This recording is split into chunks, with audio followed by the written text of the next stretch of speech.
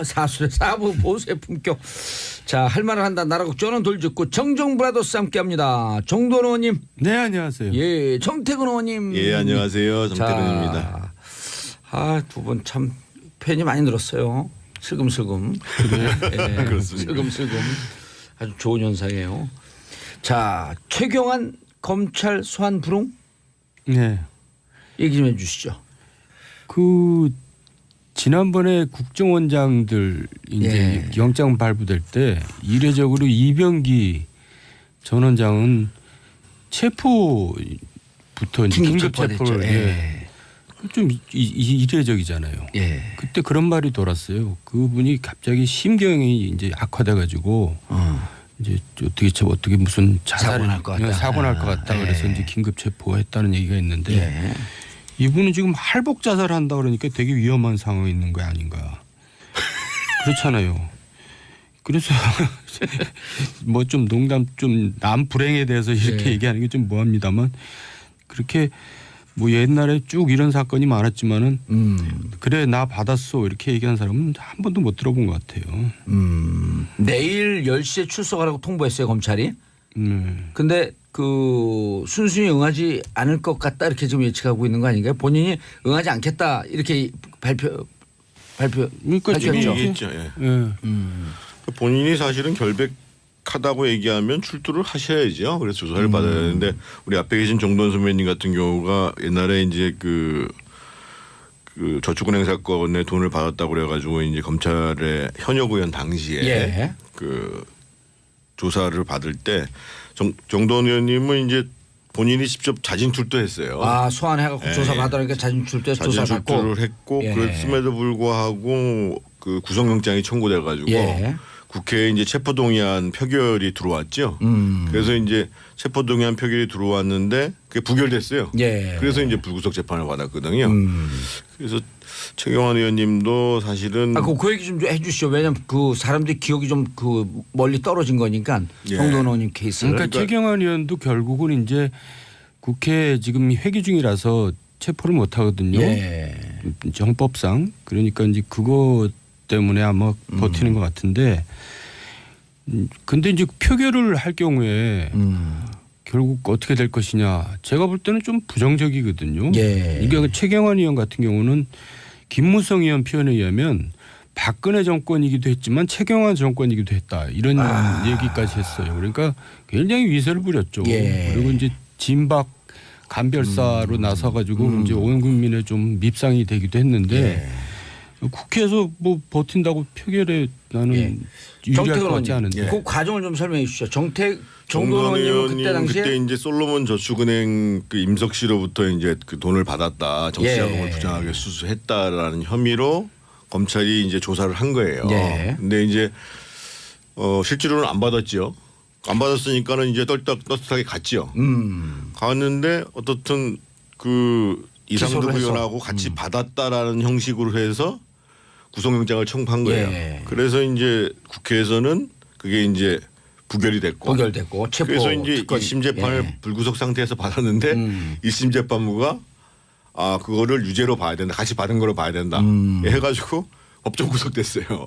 그 추운 날이었는데 그래가지고 또 2심에서도 또 이제 유죄가 판결 나가지고 10개월을 처음에 이제 1년 받았다가 10개월로 줄어들었죠. 그래서 다 10개월을 살고 나와서 상고심에서 대법원 판결에서 무죄 취지로 파기 환송된 거죠. 그럼 10개월은 생징역을 산 거예요? 그렇죠. 그럼 어떻게 되는 거예요, 이거는? 그래가지고 제가 보기에는 그게 이제 보상금을 아마 이제 혐의가 없는 사람을 징역을 살렸으니까 국가가 배상금이죠, 배상금. 배상을 해가지고 배상금을 꽤 많이 받으셨는데 어디다 좋은데 기부하셨다는 얘기 들었어요. 얼마 받으셨어요, 배상금은? 6,350만 원 받았는데 굉장히 멋있는 척하면서 기부를 했는데 지금 생각해보면 좀 아까운 것 같아요.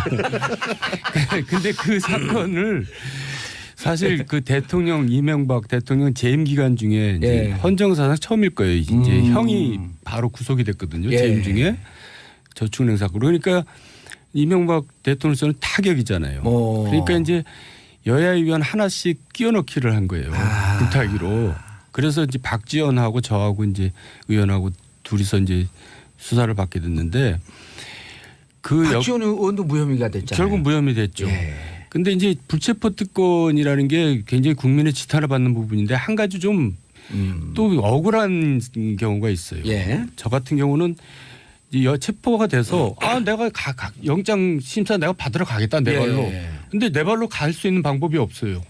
국회법상 국회에서 표결 처리를 해야지 갈 수가 있어요. 그러니까 의원들이 이 사람 문제 있다 해줘야지 가는 거예요. 내가 안 가겠다 그런 게 아니라 나 가겠다 그런데도 의원들이 이 사람 보내야 된다라고 동의를 해줘야지만 구속이 되는 상황. 독특하네요 그게. 그게 모순이에요. 그러니까 사람들이 잘 모르는데 그러니까 안 가려는 사람한테는 이게 이제 방패막이 되지만 가겠다는 사람한테는 굉장히 억울한 일이 돼버려요. 동정들한테 표결을 구해야지만 된다는. 그러니까 이제 그 사정을 알고 그때 72대 197로 부결을 시켰죠.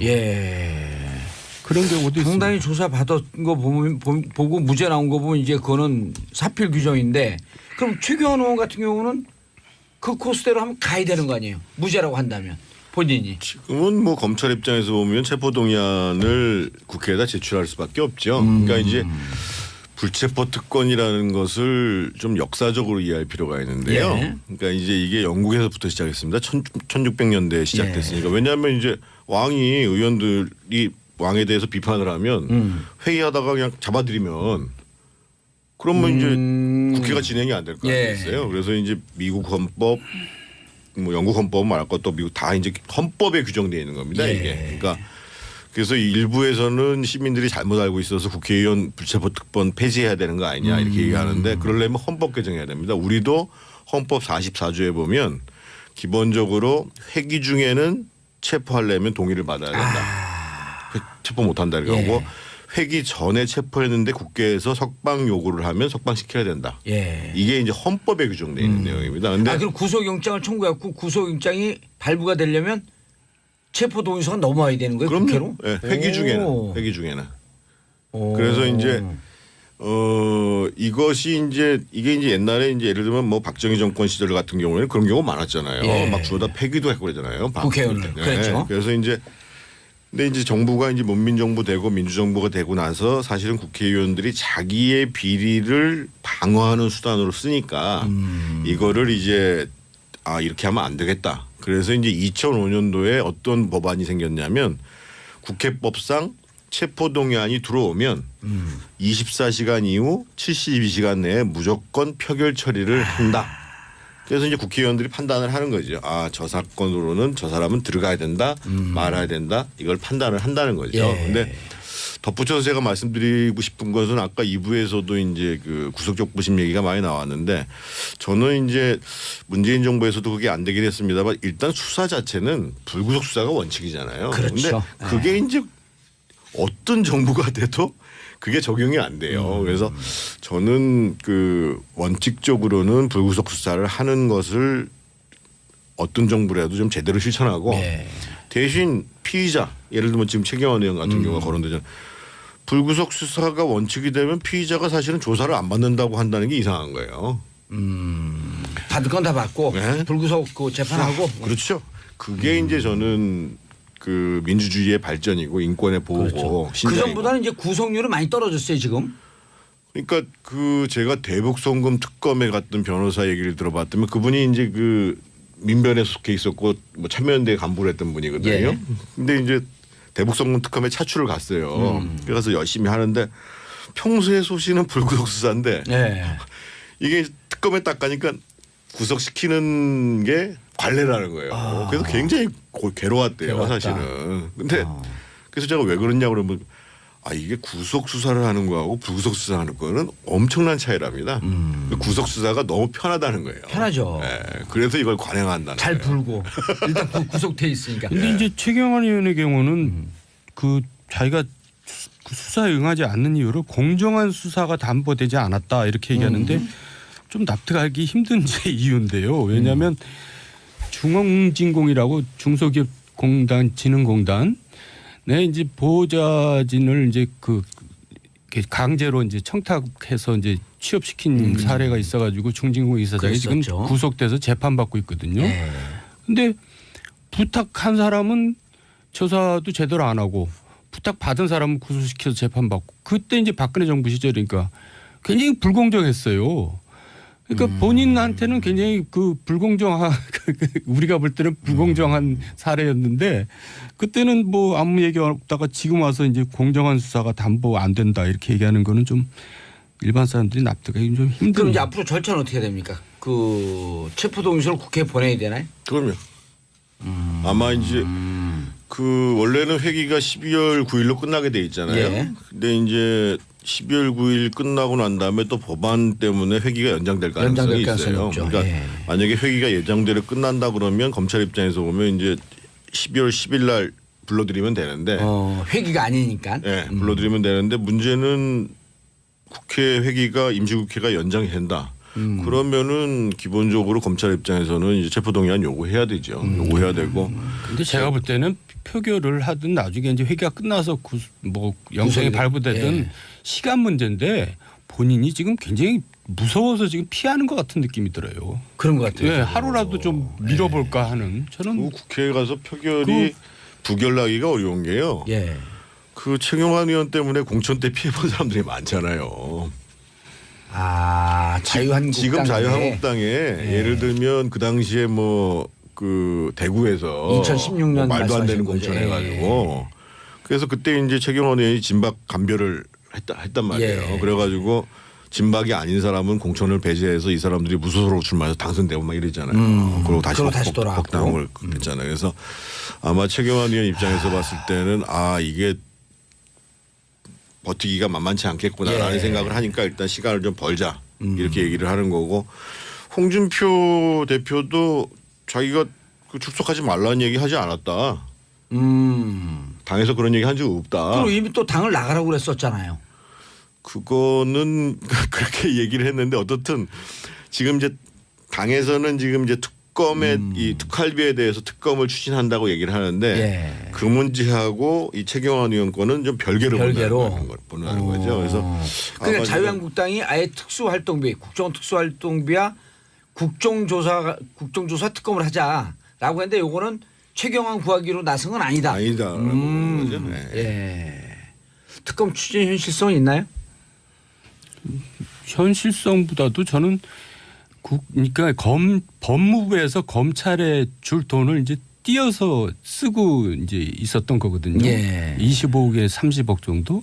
그것도 사실 그 법적으로 문제가 있죠. 그거를 이제 공적으로 썼으면 모르는데 거의 사적으로 썼거든요. 지난번에 그 서울중앙지검장하고 법무부 검찰국장하고 이제 검사들하고 술 먹을 때 서로 봉투를 주고받은 게 이게 특활비거든요.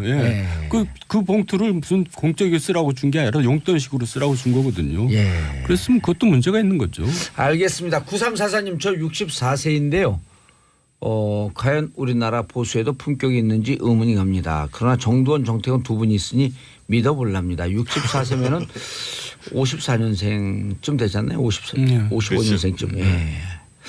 그러면 두 분 같이 또 훌륭한 분들도 계신데 믿어봐야죠. 자, 국민의당 내용 들여다보겠습니다. 안철수 당 떠나라. 유성엽 의원하고 계속 우당탕탕해요.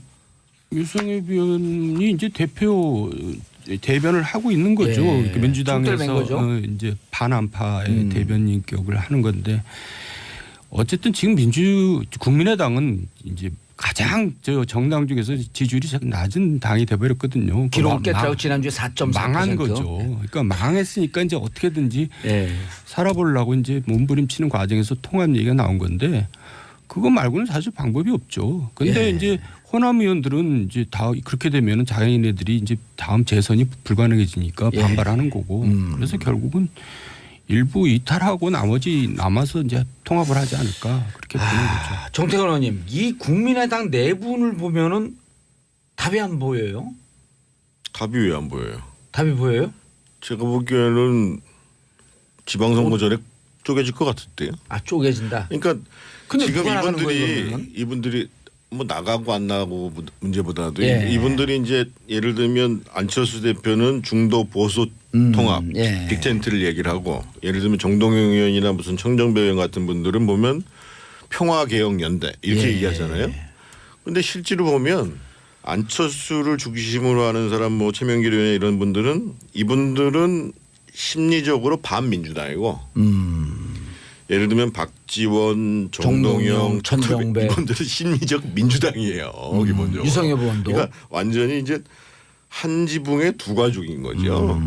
그래서 이제 살 길을 다르게 보고 있잖아요. 다르게 보고 있는데 저 사람들이 나가야지. 내가 먼저 나갈 수 없지. 이걸 가지고 지금 이제 명분 쌓기용을 하고 있는 거죠. 그러면 결국은 살라고 하는 사람들 입장에서 보면 예를 들면 안철수 대표 같은 경우는 실제로 여론조사를 보더라도 바른정당이랑 통합하면 지방선거에서 이 당으로 갈 수 있는데 라고 생각하면 그 길로 가야죠. 그리고 오히려 다음번 총선을 내다보면서 지방선거를 내다보면서 민주당 쪽이랑 가까워지는 게 당선 가능성이 높다. 그럼 글로 가야죠. 근데 다만 저는 제가 지난번에도 강조했습니다만 이게 이제 그 겉으로 명분이 아니라 좀 정치답게 진행됐으면 좋겠다는 거죠. 예를 들면 바른정당하고 국민의당 안철수 쪽 계신 분들이 통합을 하려면 일단 이분들이 생각이 맞는지를 먼저 검토를 해야 돼요. 계속 그 주장하셨잖아요. 그래서 이제 지금 정책연대를 한다고 얘기를 하는데 그러면 지금 예를 들면 독일 같은 경우가 그 총선을 치르고 난 다음에 2달 동안에 이제 연립정부를 구성 못 해가지고 메르켈이 이제 배수혜전을 쳤잖아요. 만약에 더 이상 안 되면 선거 다시 하자 이렇게 나왔단 말이에요. 근데 그 정책 그러니까 그 연립정부 구성이 안 되는 이유가 정책에 대한 협의를 계속 하고 있는 거예요. 그래서 협의된 정책을 가지고 이 정부는 쭉 간다. 이렇게 되는 건데 그래서 저는 이번에 바른정당하고 국민의당이 통합하려면 정말 그 정도 치열하게 우리가 앞으로 합치면 이런 정책을 추진할 것이다라는 것들을 합의를 하고 반대하시는 분들도 그냥 막연하게 무슨 뭐 중도 통합이 잘못됐다 이렇게 얘기하지 마시고 중도보수 통합이 저쪽이 어떠한 부분에 있어서 도저히 우리랑 합칠 수 없는 사람들이다라는 그런 구체적인 내용을 가지고 반대를 해야 된다는 거예요. 그래야 정치가 발전한다는 겁니다. 국민의당 바른정당 정책연대 추진 합의 어떤 정책에 공감대가 있을까요? 뭐 총선 때 대선 때 또 자기네들이 내놓은 공약들이 있으니까 그거 이제 공통 부분을 추려내면 얼마든지 나올 수가 있는데 그런 건 다 그냥 내세우는 명분이고 실제로 이제 다음 선거 때 살아남을 려면 어떻게 해야 되느냐 그게 중요한 거지. 지방선거에 관심들은 있을까요? 국회의원들이. 당연하죠. 자기 선거하고 뭐 밀접하게 연관돼 있으니까. 그런데 지금 바른당이나 국민의당은 지방선거 후보자를 구하지 못하고 있거든요. 지금 누가 그 당으로 나오려고 하지 않으니까 그래서 이제 그러면 자기 선거 때 이제 막막해지잖아요. 그러니까 이제 저렇게들 하는 거지 뭐 정책연합 뭐 이런 거는 사실 뭐 내 겉으로 내거는 거예요. 근데 안철수 의원은 정치적 승부수를 띄웠다? 그렇죠. 갈등 없잖아요. 그분이 이제. 여태까지 뭐 여러 시도를 하고 된 게 하나도 없고 맨날 철수만 했는데 제가 볼 때 이번에 이제 마지막인지 또 할지 모르지만은 시도를 또 했는데 이번에 안 되면 이제 짐 싸야 되지 않나 싶어요. 그분도. 어떻게 전망하세요? 또 철수 안 할 것 같은데요. 이번에 뭐 강하게 지금도 드라이브 뭐 걸고 있는데 또 철수냐 이렇게 얘기가 나오는데 제가 보기에는 내년 지방선거 때 안철수 서울시장, 남경필 경기도지사 이렇게 후보 나오면 그러면 지금 자유한국당에서 내보내는 후보보다도 훨씬 괜찮지 않을까요? 그리고 특히나 이제 지금 이제 지금은 이 민주당에 대한 지지도가 높지만 어떻든 민주당 그러니까 바른정당이나 자유한국당이나 국민의당이 좋아서가 아니라 뭔가 문재인 정부에 대해서 나는 경고의 투표를 해야겠다라는 분들이 상당히 또 존재한단 말이에요. 근데 그 표가 지금 봐서는 제가 보기에 자유한국당으로 가기 어려울 것 같아요. 그 남경필 지사는 자유한국당으로 가지 않을까요? 홍준표 대표가 오지 말라고 그랬잖아요. 배신자는 다시 경기도지사 뽑으면 안 된다. 그래서 어젠가 무슨 그 경기도당에 있는 사람들 등반 대회에서 공개적으로 오지 마라. 우리는 더 이상 우리는 배신자인 아닌 경기지사를 내겠다. 이렇게 얘기를 했죠. 그래서 남경필 지사는 아마 갈 의사도 없고 갈 곳도 없죠. 승부를 봐야죠. 그럼 바른정당에서 제가 보기에는 그 안철수 서울시장 남경필 경기도지사 후보 카드면 수도권에서는 자유한국당보다는 훨씬 더 민주당을 대적하기가 좋은 모양이 될 것 같은데요. 그렇다고 자유한국당하고 단일화나 이걸 할 수 없을 거 아니에요. 달라질 텐데 그럼 지지표가. 자유한국당하고 자유한국당에서 지금 서울시장이 제가 얘기하면 너무 좀 심한가요? 맞죠. 자유한국당에서 지금 경기도지사나 서울시장 내보낼 만한 사람이 없어요. 딱 떠오르는 사람이 있나요? 후보가 없어요. 근데도 없을 것 불구하고 같은데. 저 사람 안 된다 이렇게 홍준표 대표가 하는데 그건 이제 감정의 정치이면서도 한편으로는 뭔가 뒤끝이 자기한테 대적할 만한 사람은 못 들어오게 하는 거예요. 그렇죠. 그러니까 이제 쪼잔한 정치를 하는 예. 건데 그래가지고 자유한국당이 뭐가 뭐 미래가 있겠어요. 아 근데 자유한국당에서 서울시장 또 준비하는 사람들이 질비하게 서 있잖아요. 아니요, 없어요. 그래요? 없어요. 예. 뭐 속으로야 뭐 자기가 김용태 의원 지금 나모 의원도 있고 홍모 전 의원도 있고. 뭐 가능성들이 희박하죠. 부분이 크게 없는 거니까 안 되긴 안 될 것 같은데. 그러면 그 두 분을 해놓고 자유한국당에서 어쨌든 낼 거 아니에요. 후보를 안 낼 수는 없잖아요. 그래서 저는 표는 지금 나뉘어질 것이고. 그러니까 이제 최근에 이제 물론 국민의당에서 발표한 여론조사이긴 예. 하지만 지금 이제 반 문재인 정부에 있는 분들이 예. 선택을 하겠죠. 예. 아, 어디다 몰아줘야 되는가를 고민하겠죠. 예. 알겠습니다. 안철수, 남경필 지사 하면 일단 그 지방선거를 한번 좀 해볼 만하겠다. 그러면 저는 수도권에서 충분히 가능하다고. 알겠습니다. 두 분 인사하시고요. 네, 예, 수고하셨습니다. 벌써 네, 끝났습니다. 다음 주에 자, 저는 내일 10시 5분에 다시 돌아오겠습니다. 평화를 사랑하는 대한민국 국민 여러분 정도는 이미 나가고 계시고 땡큐 피스 코리아.